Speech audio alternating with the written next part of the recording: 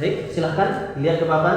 Kalau yang kemarin kita membahas tentang istinja, bagaimana cara bersuci dari buang hajat kecil ataupun hajat besar. Untuk hari ini bahasa seseorang yang buang hajat kecil ataupun hajat besar.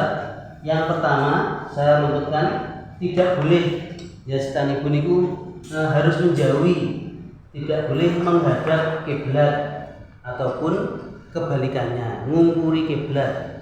Fisaqroi ketika di tempat lapang.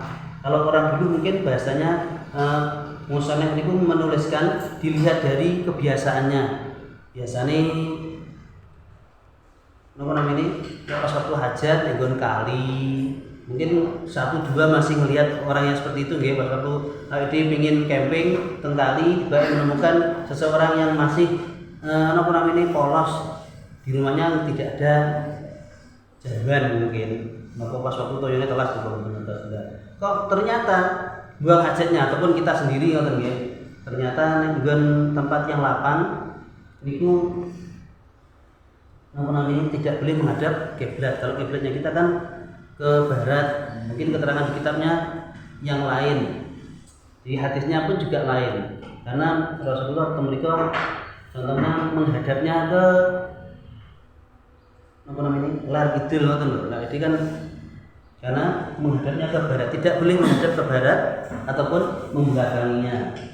Jadi bolehnya menghadap ke kanan ataupun ke kiri.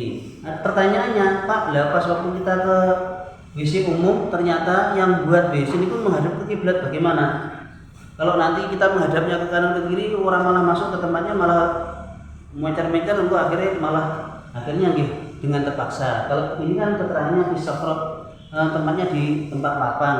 Kalau di dalam niku nilainya berbeda, cuma kurang adab saja. Ngoten nggih. Mboten usah bayang nih jadi aku ki ngadep kiblat aja malah ngoten. Yang kemudian harus niku kan tidak boleh. Kemudian harus ada satirnya ketika di tempat lapang, paling tidak ada penutupnya yang sekira bisa menutupi kita. Utawa didameli ada sing jamabian tempat jamban ngoten niku biar ngerti bahwa niku tempat pembuangan akhir. Tempat pembuangan akhir napa? Nggih, napa buah hajat nggih. Kalau orang dulu, kalau sekarang kan semuanya sudah jarang sekali, tidak hanya waktu puasa kan tidak ada. Kemudian bagi seorang yang buang hajat tidak diperbolehkan membuang hajat di tempat air yang tenang. Contohnya genangan air, mungkin itu bukan asal. Meskipun airnya banyak, nilainya hanya sedikit, hukumnya haram. Kalau banyak, itu hukumnya juga hampir sama. Buang nih baru kono lho. Temen iki paling jarang. Sampeyan kalau nanti pas main tenggen Tuban, temen iku kan kuatah napa namanya? Tambak-tambak ngoten niku. Lho pas waktu main tambak ruwiyin pas waktu sekolah tenggen Lamongan nih setiap pagi menemukan sesuatu yang harus diuruki. Ya, masuk ngono iki. Nah, sing kaya ngoten niku lho, maksudnya tidak boleh. Kemudian tidak boleh lagi membuang hajat di air yang mengalir. Meskipun nilainya banyak. Kalau di sini dituliskan airnya yang mengalir, kalau sedikit hukumnya makruh, bahasanya pasti akan hancur dengan sendirinya. Tapi kan pelan, jadi tetap utuh ngoten niku. Kalau yang air banyak itu sebenarnya hukumnya diperbolehkan. Tapi Imam Nawawi yang saya pahami itu kesemuanya di tempat yang menggenang ataupun tempat yang mengalir sedikit ataupun banyak hukumnya tetap haram, karena dikhawatirkan itu digunakan oleh masyarakat umum. Tidak diperbolehkan lagi ketika buang hajat di bawahnya pohon yang berbuah, karena nilainya jijik. Waktunya kapan? Waktunya meskipun belum berbuah, apalagi sudah berbuah. Betul diniati di ngerapu pisan Pak, mboten. Berbeda loh ya. Dikasih komposnya hewan sama komposnya orang itu malah lebih menjijikkan komposnya orang.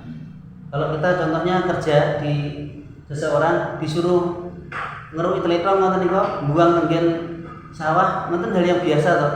Tapi kalau kita bantu rumah kita enek tukang sedot WC, mas sampai nih wangi, padahal itu buat kotorannya sih kan, kotorannya yang punya rumah, tapi mereka pasti tidak mau.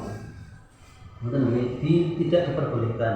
Kemudian tidak diperbolehkan lagi ketika membuang hajat di jalan. Nah, sing niki bahasa yang di jalan ini yang saya lihat, kalau perempuannya saya belum pernah lihat. Kalau yang laki-lakinya biasanya sering kula nggih mboten terlalu memperhatikan setiap sing nggon poncotan nggon jalan dadi buang hajat mboten. Tapi kadang melihat mereka padahal ngerti tidak jauh dari situ ada masjid atau mushola, bahkan nomor ini SPBU, tapi mereka pilih meminggirkan motornya dan buang hajat di situ, pipis temeriku. Ya niku iki mboten nilainya najis dan tidaknya, tapi etikanya niku tidak ada. Kemudian yang tidak diperbolehkan lagi buang hajat di tempat yang teduh. Jadi wong biasanya pas waktu panas bahkan hujan niku berteduh di situ, lah kok malah tinggi buang hajat, tinggi pipis. Yang saya lihat contohnya dulu pas waktu kula teng Mangunsari ngoten poso-poso lek dalu mlampah-mlampah kangge pasar ngendi niku ngemplak pas ruwiyin. Jadi temen mriku yo ora enek wong tapi ambune kaya wong akeh buang temen mriku. Napa? Bau kencingnya niku lho. Ngoten niku kan juga tidak boleh, biasa digunakan oleh khalayak umum. Yang tidak diperbolehkan lagi dan niki akan saya sampaikan ada contohnya. Niku kencing di lubang. Riyen sampai sekarang pun orangnya belum sehat ya. Bahasanya orangnya karena umurnya hampir sama dengan saya. Riyen pas waktu berapa puluh tahun yang lalu, 10 tahun yang lalu mungkin, bahkan lebih dari itu. Orangnya tidak sehat sampean. Gara-gara napa? Niki kencing di lubang. Orangnya kan disuruh nyambut gawe, tanda gawe macul ngoten. Panggene bontak ombo ngoten. Tiange kebelet. Lah arep pipis dadak nyanggonan kan mboten wonten. Lah syukur ampun bahasane syukur nguyuh nek nggon mriku. Pulang dari situ enggak berapa lama besoknya kan dia sudah berubah perangainya.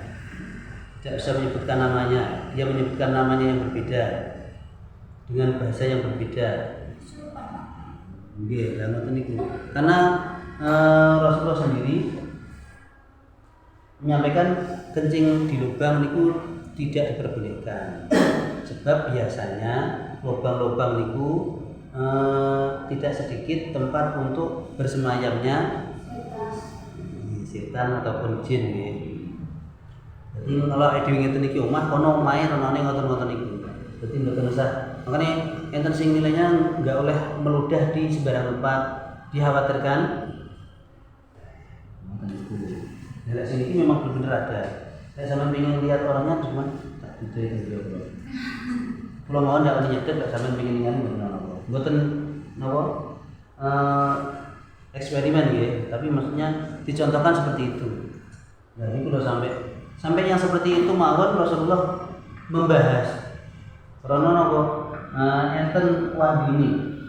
Kemudian bagi seorang yang hajat lagi tidak diperbolehkan berbicara.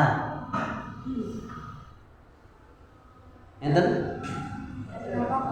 berbicara tidak boleh. Contohnya kalau napa di WC umum, temennya sebelahnya, "Wih, wis mari porong." Niku tidak boleh. Enggak boleh lagi ketika sendirian. Biasanya malah sambil dinyalakan terus lipstick. Satu lagu kurang, dua lagu kurang. Kadang bahkan ngomong, "Pak, nomor namine untuk bisa menentukan semua ide tempatnya di situ." Mboten wonten ya. Bahasanya lain kalamu tidak boleh berbicara. Boleh berbicara niku ketika contohnya ampun pas waktu buang hajat ya, tadi bahwa kan contohnya di sokrok di tempat yang lapang tertutup melihat temannya yang nunggu sebelahnya ada ular. Mas, ini ular nek sampean. Contoh nih, Mas sampean arep tabrak gajah contoh nih. Ngoten niku kan boleh karena ketika sampean tidak bersuara maka akan membahayakan orang lain, maka malah diperbolehkan. Dan contoh-contoh yang lainnya. Yang tidak diperbolehkan lagi terakhir, tidak boleh menghadap kiblat ataupun kebalikannya menghadap tidak boleh menghadap ataupun kebalikannya menghadap ke matahari ataupun rembulan. Tapi menurut Imam Nawawi dianggap tidak ada dasar, akhirnya hukum kemakruhannya ditiadakan. Itu pendapat ulama yang lainnya. Mungkin dari keterangan Bang Hajar ini ada yang tanyakan?